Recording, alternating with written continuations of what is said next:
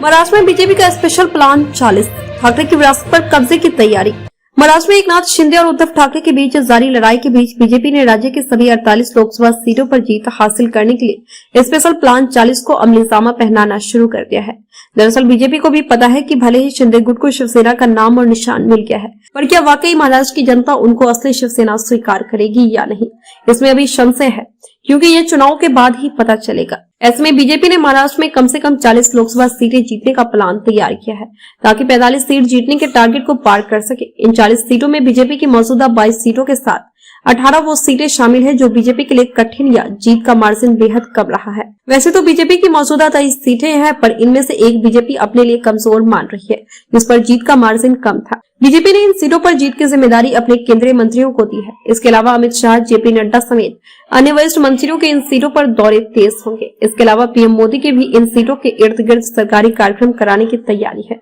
महाराष्ट्र दौरे के दौरान लोकसभा की सभी 48 सीटें जीतने का टारगेट देकर अमित शाह ने अपने इरादे जाहिर भी कर दिए हैं।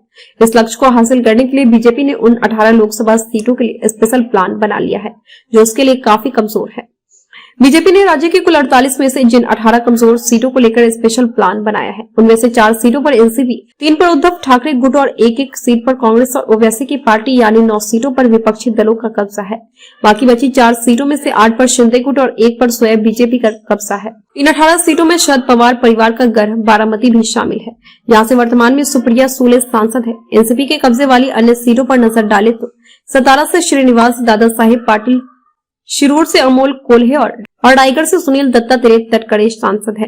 वहीं उद्धव ठाकरे गुट के कब्जे वाली 5 लोकसभा सीटों में से जिन 3 को बीजेपी अपने लिए कमजोर मान रही है, उनमें अरविंद सावंत की मुंबई दक्षिण, विनायक राउत के रत्नागिरी, सिंधुदुर्ग और ओम प्रकाश भोपाल सिंह उर्फ राज निम्बालकर की उस्मानाबाद लोकसभा सीट शामिल है। इन 18 कमजोर सीटों में कांग्रेस के कब्जे वाली चंद्रपुर और ओवैसी की पार्टी के कब्जे वाली औरंगाबाद लोकसभा सीट भी शामिल है। बीजेपी अपने सहयोगी शिंदे गुट के कब्जे वाली 13 लोकसभा सीटों में जिन 8 लोकसभा सीटों को अपने लिए कमजोर मानकर चल रही है, उसमें कल्याण संसदीय क्षेत्र भी शामिल है, जहां से वर्तमान में राज्य के मुख्यमंत्री एकनाथ शिंदे के बेटे श्रीकांत शिंदे सांसद है।